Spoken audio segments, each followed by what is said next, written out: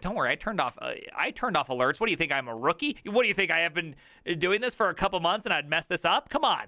There has been a buzz recently in the front-end world around the term signals. It's in seemingly short order, they seem to be everywhere, showing up in everything from Preact to Angular. For those that don't know what signals are, they're old, but they're glorious. In fact, I would argue that hands down, the right abstraction was the constructor function plus signals versus the React render function. I think React render function is the failure. But they are not a new thing, not even remotely, if you consider you can trace roots back to research in the late 1960s as its foundation in the same modeling that enabled the first electronic spreadsheets and hardware description languages like Verilog or VHDL. Even in JavaScript, we've had them since the dawn of declarative JavaScript frameworks. They've carried various names over time and have come in and out of popularity over the years. I've never really, this whole drive for declarativeness, the problem about declarativeness, and I know people love using this term and throwing it out, is that ultimately you always have to fall into procedural, right? Everything always comes back down to imperative programming, and I just find it really hard to reason about sometimes especially as you mix in these things, and it can become tough over time. They've carried various names over time and come in and out of popularity over the years. But here we are again, and it's a good time to give a bit more context on how and why. Disclaimer, I am the author of Solid.js. This article reflects the evolution from my perspective of my influences. Elm Signals, Embers, Computed Properties, and Meteor all deserve shoutouts. I used Meteor when it first came out. I even had like a drawing thing with canvases where I was moving circles around on two different things. It was super cool. But the problem with Meteor, and the reason why I had such a hard time understanding Meteor, was that there was like an entire universe around Meteor, and I didn't know how to control it. Like Meteor was like the first super opinionated, like all stack grabbing technology that I think makes a lot of magic happen that makes it super confusing to reason about. Yeah, Meteor was hot in the day, but it made it really hard to reason about what was happening. Unsure of what signals are or how they work? Check out this introduction to fine-grained reactivity. Let's see. Okay, in the beginning, let's see. It is sometimes surprising to find that multiple parties arrived to similar solutions around the exact same time. I believe calculus was brought up by more than one person. If I'm not mistaken, Sir Isaac Newton was taken to court over competing views of calculus, and when they arrived at court, Sir Isaac Newton also happened to be the judge. Got up on the chair and been like, not guilty by proclamation of the judge, right? If I'm not, yeah, I knew it started with an L. If I'm not mistaken, that's approximately how the story went. Now bequeath to me the honorary role of calculus discoverer and forebearer. And that's what happened, right? That's actually what happened. And that's how the Rust Foundation was born. All right. The starting of declarative JavaScript frameworks had 3 takes on it, all released within 3 months of each other. Knockout.js, Backbone, and Angular. That sounded like Charlie Day. Yes, I know. People say I sound like Charlie Day all the time. It's either Charlie Day, Gilbert Gottfried, Michael Scott, or Bill Burr. All of those people have similar sounds, right? And so I can sometimes get into, a little bit, don't say fuck calc. Calculus is really good for the brain. Okay, if you're not hitting 6 hours of inverse trigonometry, substitutions, integrals, baby, if you're not doing a little Lorenz, a little Taylor series, a little Maclaurin series, you ain't got shit, okay? Okay, because that prepares you for what is known as the multi-page Laplace transforms. Okay, if you don't have 9,000 S's drawn on a test by the time you're done, you've never even done it. Okay, you don't even know. All right, let's see. Angular's dirty checking, Backbone's model-driven re-renders, and Knockout's fine-grained updates each was a little different, but would ultimately serve as a basis for how we manage state and update the DOM today. Knockout.js is of special importance to the topic of this article, as their fine-grained updates were built on what we've come to call signals. They introduced initially two concepts: observable.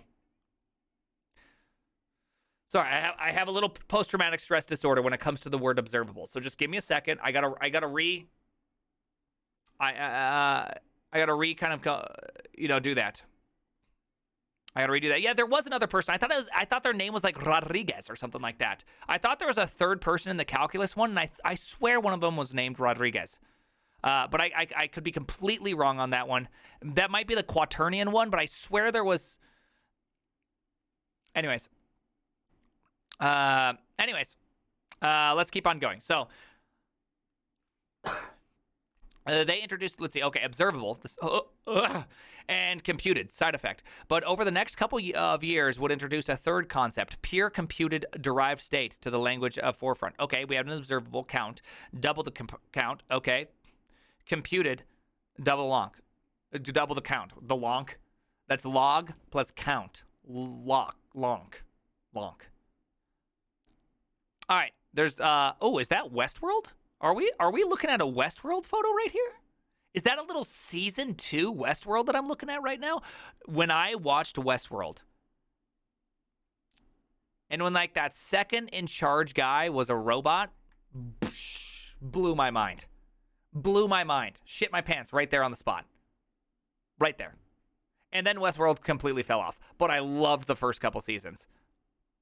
Anyways, let's keep on going. Bernard. Was it Bernard? I feel like that's the name. Spoilers! You know what? Sorry. You're 7-10 years late to a party. You don't get it, okay? Westworld came out like 7 years ago. Anyways, patterns were in the mix of patterns learned from developing MVC on the server in the past few years of jQuery. jQuery is one of my favorite. jQuerious.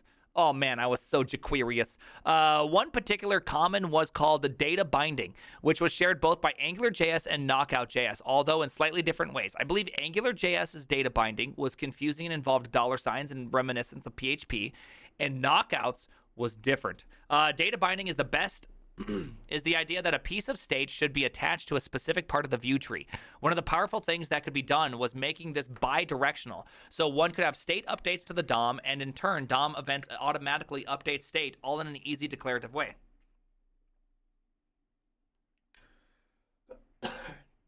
Really, you prefer... If you didn't work on early web pages, jQuery was the way. However, abusing this power ended up being a foot gun. But not knowing better, we built our applications this way. In Angular, without knowledge of what changes, it would dirty check the whole tree, and upward propagation could cause it to happen multiple times. In Knockout, it made it difficult to follow the path of change as you've been going up and down the tree, and cycles were common. By the time React showed up with a solution, and for me personally, it was the talk of Jing Chen that cemented it. We were more than ready to jump ship. Yeah, I get that. React was interesting. What was the follow was mass adoption of React. Some people still preferred reactive models since React was not very opinionated about state management. It was very possible to mix both. Mobservable, 2015. Later, MobX was a solution. But more than working with React, it brought something new to the table. It emphasized consistency and glitch-free propagation. That is that for any given change, each part of the system would only run once in a proper order synchronously. It did this by trading the typical pushback reactivity found in the predecessors with a push-pull hybrid system. Notifications and changes are pushed out, but the execution of derived state was deferred to where it was read. Okay. Why would you shorten it to MobX? That's brilliant. Observable. Observable, RX, X, reactive. People use RX for reactive, though I see RX as receive. Let's see. Anyways, while this detail was largely overshadowed by the fact that React would just re-render the components that read changes anyways, this was a monumental step forward in making those systems debuggable and consistent. Over the next several years, as algorithms became more refined, we see a trend toward more pull-based semantics. Consequence, leaky observers. Fine-grained reactivity and its variations of the gang of four observer pattern. While a powerful pattern for synchronization, it also has a classic problem. A signal keeps a strong reference to its subscriber, so a long-lived signal will retain all subscriptions unless manually disposed. This bookkeeping gets prohibitively complicated with significant use, especially where nesting is involved. Nesting is common when dealing with branching logic and trees, and you'll find when building UI views. Yep, okay, yeah. So this is all I remember all these days. I remember still this point at Netflix when React came out, and by 2015, it was hot. Okay, it was hot. Everyone was saying it was the greatest thing ever. And I remember thinking when I saw React, it was the greatest thing ever. I thought it was the greatest thing ever. I thought it was fantastic. I was a victim. I was a victim in this story, okay? I was, okay? A lesser-known library, SJS, 2013, would present the answer. S developed independently of most other solutions and was modeled more directly after digital circuits where all state changes would worked on clock cycles. It called its state primitive signals. While it's not the first to use that name, it is where the term we use today comes from. Okay, more importantly, it introduced the concept of reactive ownership. An owner would collect all children reactive scopes and manage their disposal on the owner's own disposal, or were it ever to re-execute. The reactive graph would start wrapped in a root owner, and then each node would serve as an owner for its descendants. This owner pattern is not only useful for disposal, but as a mechanism to build provider-consumer context into a reactive graph. I remember in like 2009, I was in a robotics class, and someone built effectively this, but for the robot. We had to do this challenge, right? The challenge was this, is that you'd get a CMU camera, which is really good at detecting colors. You'd get some GPS. You'd get an accelerometer. You'd get a gyroscope. And then a couple other things. IR sensors, if you want to use IR sensors, all that kind of stuff. We'd get all those things.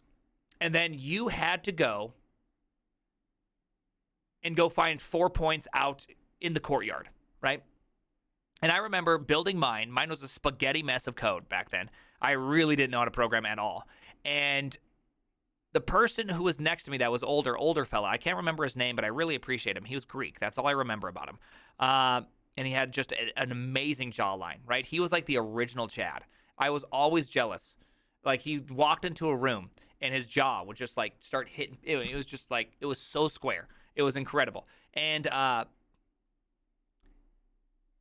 he built his effectively like this. It was really clever what he did. And he'd have, like, these layers of priority.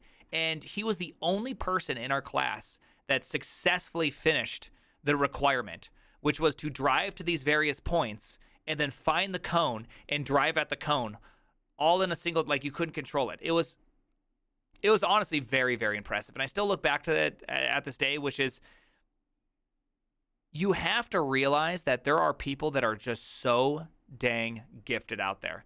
And I mean, he was one of those people that was just so dang gifted. It was incredible. I wish I could remember his name. Me and him worked on a compiler as well together. We crushed it. Man, I wish I could remember his name. It's so crazy how those things escape you. Anyways, Vue 2014 also had made huge contributions to where we are today. Besides being in lockstep with MobX with advances in optimization for consistency, Vue has fine-grained reactivity at its core since the beginning. While Vue shares the use of virtual DOM with React, reactivity being the first class meant to it developed along with the framework first as an internal mechanism to power its Options API 2 in the last few years, being front and center in the Composition API 2020. Wow, he's like citing years and everything. Vue took the pull-push mechanism one step forward by scheduling when the work would be done. By default with Vue, all changes are collected but not processed until the effects queue is run on the next micro task. However, the scheduling could also be used to do things like keep alive, preserving off-screen graphs without computational cost, and suspense. Even things like concurrent rendering are possible with this approach, really showing how one could get the best of both worlds of pull and push based approaches. You love Vue? Everyone seems to love Vue. I would love to try Vue one of these days. But at the same time, I'm not going to lie to you, I don't have like a huge desire to do front end anymore. Like, it's pretty hard to convince me to do front end. Like, if I'm going to do front end, I'd rather try to figure out how to use Leptos and just build it in Rust and Leptos. You know what I mean? Try to have a little bit of fun while doing it. Do game dev? Nah, I like building tools. I'm a tool. Straight up, I'm a tool. Okay, I'm a tool. That's really what I do. I build stuff that... All I do at Netflix is I build stuff to walk and do process management and build tools and in and outputs and standard ins and outs and blah, blah, blah, blah, blah. That's it. I'm a tool. That's it. I'm a tool guy. Are your tools CLI only? Yeah. I mean, I technically have a solid JS front for one of them, but it's really minimal. I don't see the purpose of doing it. You're an importer-exporter tool? Yeah, something like that. In a world of mechanics, I build spanners.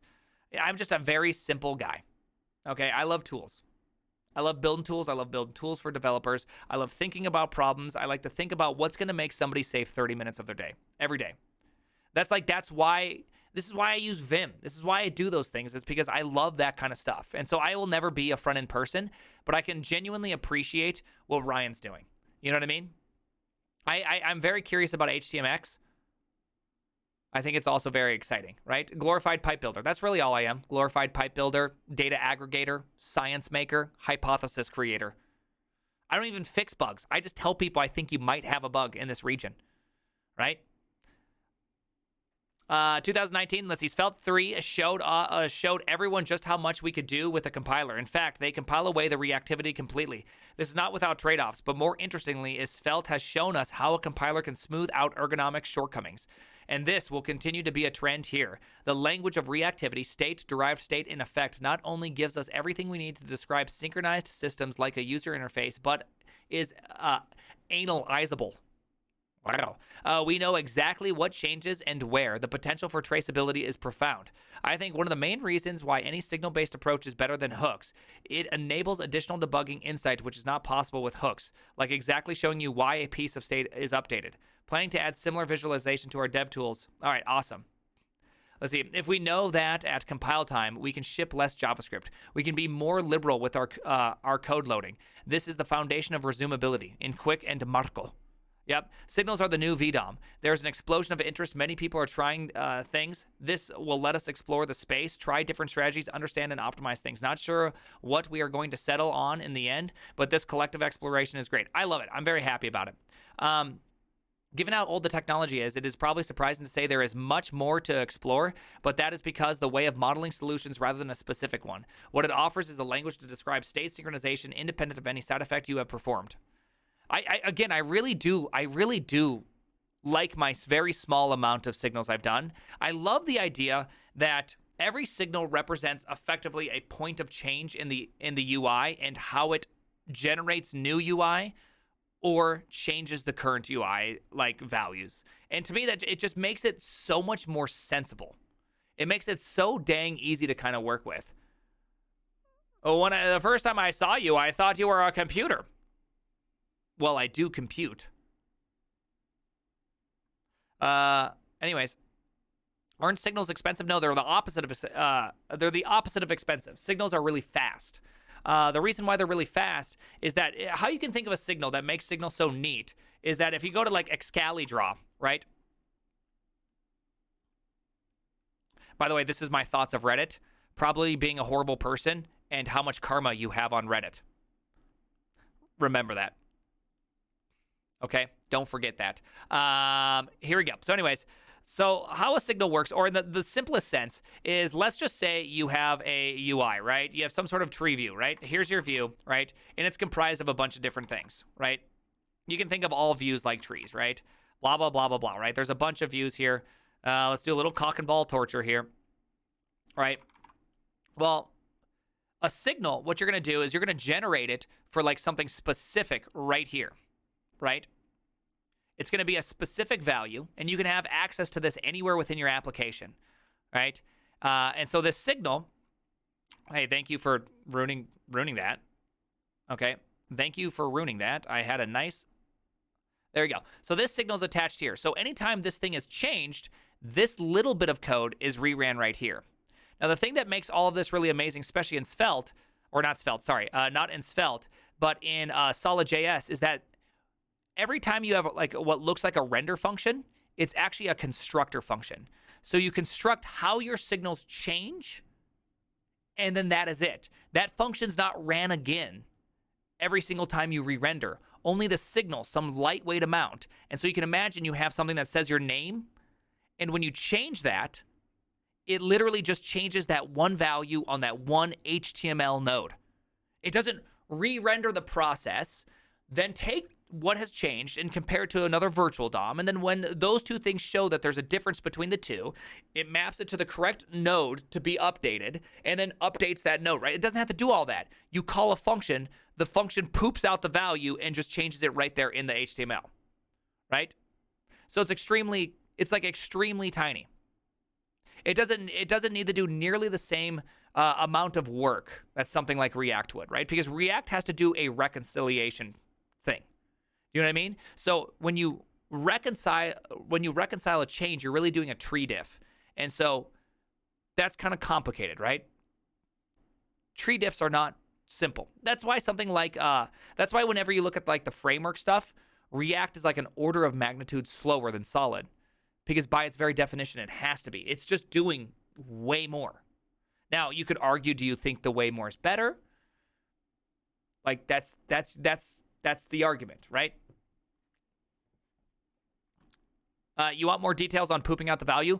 Go play with Solid.js, right? But that is because the way of modeling... Oh, we already did that. It would seem unsurprising, perhaps, that it would be adopted by Vue, Solid, Preact, Quick, and Angular. We've seen it make its way into Rust with Leptos and Sycamore, showing Wasm on the dumb doesn't have to be slow. Yes.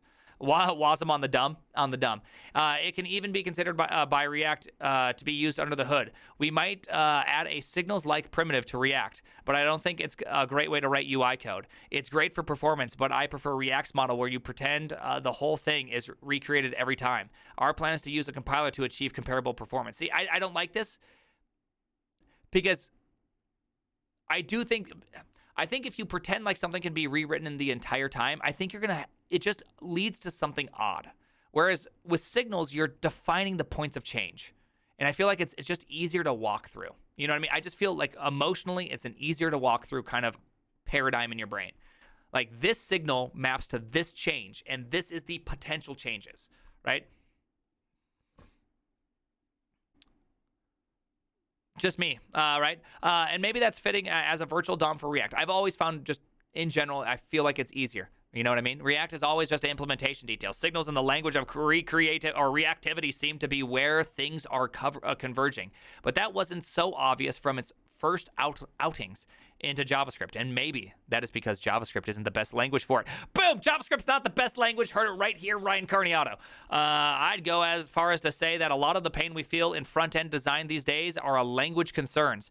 Wherever this all ends up, it has been quite a ride so far, and with so many people giving signals their attention, I can't wait to see where we end up next. Really, if you haven't tried Solid.js, give it a try.